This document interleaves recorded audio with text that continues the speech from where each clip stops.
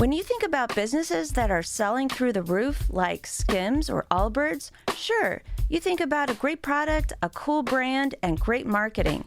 But an often overlooked secret is actually the businesses behind the business, making selling and for shoppers buying simple. For millions of businesses, that business is Shopify. It's home of Shop Pay, the #1 checkout in the world. You can use it to boost conversions up to 50%, meaning way less carts going abandoned and way more sales going through to checkout. Upgrade your business and get the same checkout Allbirds uses. Sign up for your $1 per month trial period at shopify.com/income, all lowercase. Go to shopify.com/income to upgrade your selling today. Shopify.com/income. Hi listeners, this is Lori from Her Half of History. It's March, and in the US that means Women's History Month. I'm celebrating with free to everyone bonus episodes every Monday, all month long. I'm also celebrating with a prize drawing where a listener like you will win some free Her Half of History merch. There are 4 ways to get yourself in the drawing. You can 1. Sign up as a supporter on Patreon, any level. 2. If you're already a Patreon supporter, bump up your current support level. This is cool anyway because if you go all the way to the Her Highness level of support, you get ad-free episodes and bonus episodes all in the same feed on your favorite app. 3. Make a one-time donation. Links to do any of those first 3 options are available on the website, herhalfofhistory.com, and also in the show notes of this episode. The 4th way to get in the drawing is give me a rating or review in your favorite podcast app. This last option doesn't send me any way to contact you, so to get in the drawing, you'll also have to email me a screenshot of it at herhalfofhistory@gmail.com. No matter which option you choose, you'll have my undying gratitude for your support. It really does make a difference as I tell the stories of women in history. Welcome to Her Half of History. My name is Lori. Our current series is What's in the Closet and How It Got There. This is episode 1.2, The Rise and Fall of Your Hemline.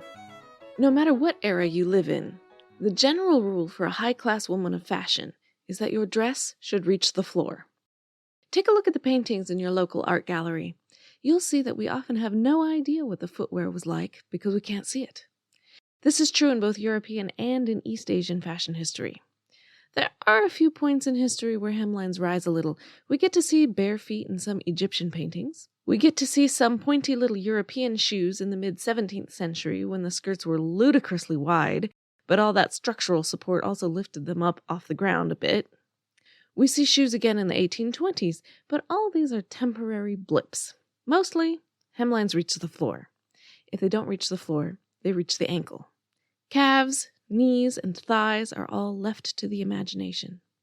What about women from cultures not well represented in your local art gallery? Well, unfortunately, most clothing is made of perishable materials. So unless a culture left a lot of records, paintings, or statues, we mostly don't know. But it seems likely that they varied. Christopher Columbus reported that the Taino people on San Salvador wore nothing at all.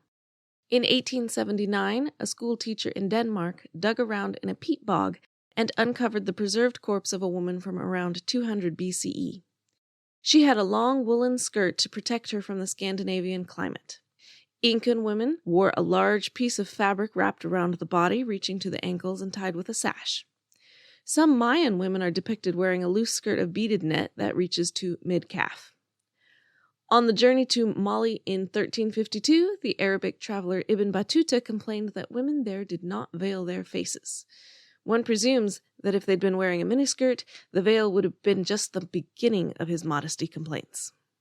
Even if we confine ourselves to Western women with their floor-length skirts, it is hard to be certain of all women. Paintings tend to feature upper-class women wearing their best, not lower-class women in their workaday wear. As far as regards hem length, we do know that working women tended to wear slightly shorter dresses so as not to trail in the mud, but we are talking just a couple of inches shorter, not a couple of feet shorter. Whereas if you were rich, or pretending to be rich, why stop at the floor? What could show off your status more than taking good fabric woven by hand and trailing it in the dirt behind you? In 1760, the Irish novelist Oliver Goldsmith wrote mockingly, Women of moderate fortunes are contented with tails moderately long, but ladies of true taste and distinction set no bounds to their ambition in this particular. Nothing can be better calculated to increase the price of silk than the present manner of dressing.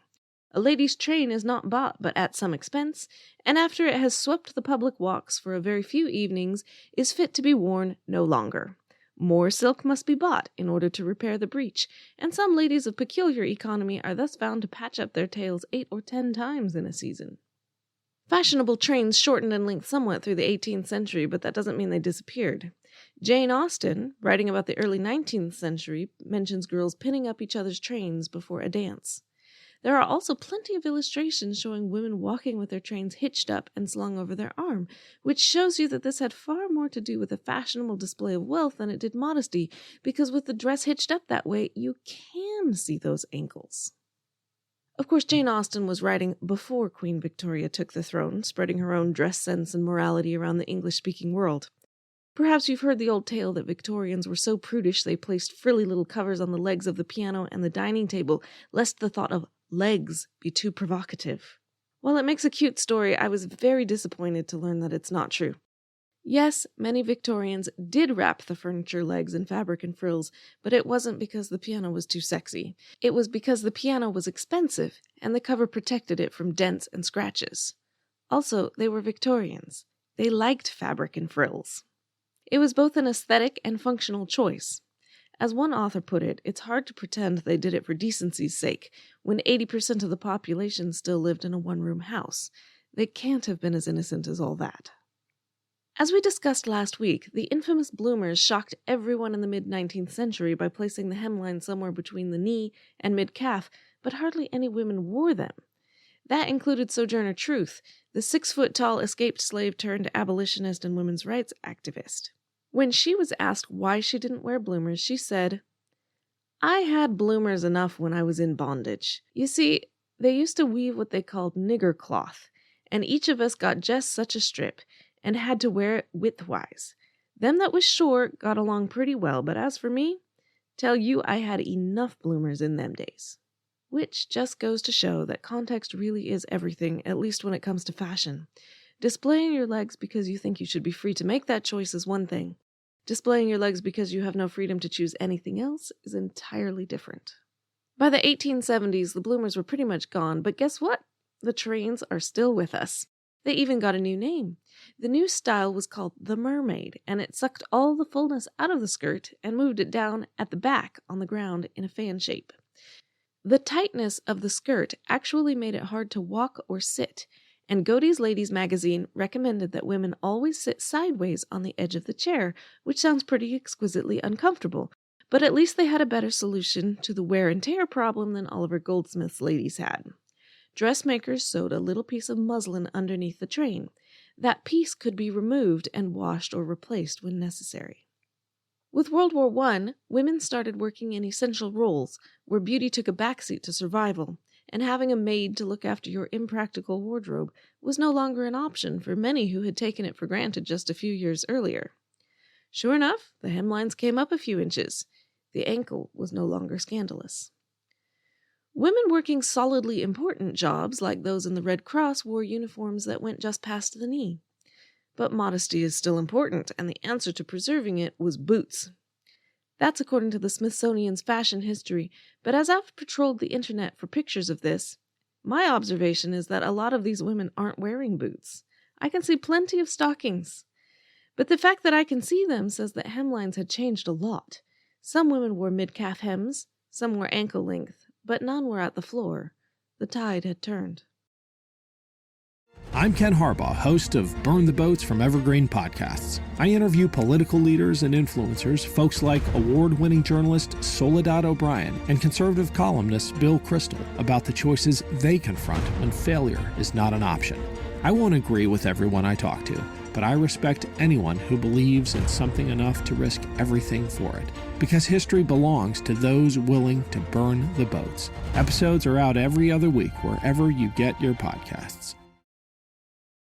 When the Roaring Twenties got started, hemlines took an abrupt hike. Knee-length, or even almost but not quite above the knee hems, were great for a night out at the speakeasy. The full flowing skirts of the previous century looked beautiful in a waltz, but these new flapper girls weren't dancing the waltz, and long flowing lines didn't fit the Charleston or the Lindy Hop at all. In 1929, the stock market fell, and so did the hemlines. But it might be noted not anywhere near previous levels. Dresses for everyday wear stretched to several inches below the knee. Evening wear did return to floor length, but no one ever claimed that practicality was a top priority for evening wear. Women in World War II faced new challenges. They went to work, much like they had during World War I, but fabric was also rationed. Shorter skirts meant less fabric needed, an important consideration when you have to save ration coupons to buy clothes, fabric, shoes, and yarn. Pleats were definitely out. A-lines were in because it required the least fabric. Many women also joined organizations with a mandatory uniform. The Women's Legion in England mandated khaki skirts that ended 14 inches above the ground. On the model, that comes to a few inches below the knee, but I can't help noticing that measuring it that way means women of different heights will be showing different amounts of leg. 50s women preferred tailored two-piece suits, by which we mean skirts, not pantsuits, and those skirts reached mid-calf. Even wedding dresses in the 1950s were often not floor length, falling just below the knee. In the late 1950s, designer Mary Quant decided to go one better and promote the miniskirt. She had no pretensions about to whom it appealed. In 1967, she said in an interview that good taste is death, vulgarity is life. She believed in polka dots, stretch fabrics, and colors like mustard yellow.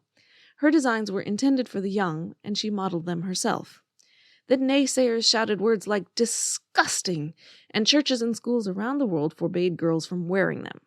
In the inevitable argument about whether she or someone else actually invented them, Quant claims that the girls on the street invented them. She'd put out a new skirt, and the customers would say, "Shorter, shorter." Interestingly, the shocking amount of leg displayed by the Mega Micro was countered by an extremely modest look higher up. No cleavage ever showed. The feminist movement split on the mini. Some saw it as liberating. No more pretending that the female body is anything other than what it is. Others viewed it as objectifying women. Flaunt your curves, girls, because men won't value you for anything else. Quant's theory was that clothes should be easy to move in. Others have claimed the miniskirt isn't easy to move in. You have to think about how to sit, how to bend over, how to get in and out of a car in a miniskirt. Quant's answer to that was tights, also in bright colors. It was she who persuaded manufacturers to produce and market them. Prior to that, women were mostly wearing stockings held up by garters attached to your belt. That doesn't work when your hemline is 8 or more inches above your knee. Quant popularized tights, but that didn't mean everyone wore them. There are plenty of pictures of girls in short skirts with miles and miles of bare leg before hitting a mid-calf sock or even a bobby sock. Queen Victoria would have needed her smelling salts. In the 1970s, hippies kept the mini, kept the knee length, kept the mid-calf length, but also added the maxi, dropping hemlines back to the floor. The maxi, or ankle-length skirt, had garnered attention in 1965 when Phyllis Dalton won an Academy Award for Best Costume Design on Dr. Zhivago. In the movie, it was designed to evoke pre-revolutionary Russia, but within a few years, it was showing up in the collections of famous designers like Jacques Sima and Oscar de la Renta, and no less a star than Barbra Streisand had appeared in one. By the early 70s, it was a serious contender with the mini in popularity, but like so many fashions, it went out again by the end of the decade, not to reappear until the late 90s, when its appeal to retro fashion was part of the charm. Just to keep things fun, Mary Quant, champion of the miniskirt, was also a champion of the maxi skirt. By the end of the 1970s, the story of the hemline is murky because fashion was changing so fast. Gone were the days when one length and one length only was acceptable. Various models, even in the same opening day of a boutique, were wearing everything from mid-calf to miniskirt. And we have not yet gone back to a one-size-fits-all mentality. The boho chic and vintage of the 90s and 2000s included skirts of every possible length, including asymmetrical and tattered. Even trains are still with us. You've probably seen a bride in one. One popular wedding guide lists a dizzying array of no fewer than 11 different types of train available, ranging from the extended cathedral to the tufted bustle. Princess Diana was married in a train that was 25 feet long. Kate Middleton railed in the royal opulence with a mere 9 feet. And it isn't just wedding dresses. Take a look at the Academy Awards, and you'll see plenty of trains. The people there are dressing for the photo op, and they look stunning. But even on the red carpet, practicality can rear its ugly head. The writer Neil Gaiman attended in 2010 and managed to step on Rachel McAdams' dress, and the Los Angeles Times printed a huge panoramic picture of him staring at her train, hoping he hadn't left a footprint. He tells the story with good humor. One hopes that Rachel McAdams found it just as amusing. So, what does cause the rise and fall of your hemline? There are several interesting theories. One theory says that hemlines rise and fall with the stock market. I am not so sure about this theory. It certainly isn't true prior to the 20th century when hemlines stayed at floor or ankle length regardless of the market. It is true that hemlines went up in the good old days of the 1920s and down again in the dark days of the 1930s, but they went up again during World War II precisely because the economy was so strained and fabric was hard to get. The theory is also hard to square with the fact that in the past few decades it has been possible to look good in almost any length of skirt depending on your style choices. Another theory says that from the 20th century on, the shorter your skirt, the younger you are, or at least the younger you wish you were. So hemlines follow whatever we think the ideal age for a woman is. In the 1920s, it was very young, almost boyish, so hemlines were high and chests were as flat as possible. In the 50s, the ideal woman was somewhat older, more mature, with voluptuous curves like Marilyn Monroe, and wearing longer skirts. In 1966, the face of the decade was Twiggy, the 16-year-old model superstar from London, and the ideal look went back to very young, very thin, and presto, we get mini skirts. This theory may be true, but it's really just punting the question. Maybe hemlines do follow the age of the ideal woman, but why does the ideal age change? And what does that say about the explosion of different lengths over the last few decades? Does it mean you can be beautiful at any age at all? I certainly hope so. One of many sources for this episode was the Smithsonian's Fashion, the Definitive History of Costume and Style. You can find a link at my website, www.herhalfofhistory.com. If you enjoyed this episode, please consider liking, subscribing, leaving a review, recommending it to your friends. All these things are a big help to a new podcast. And I hope you'll tune in next week for The Little Mysteries, Pockets, Buttons, and Heels. Thanks.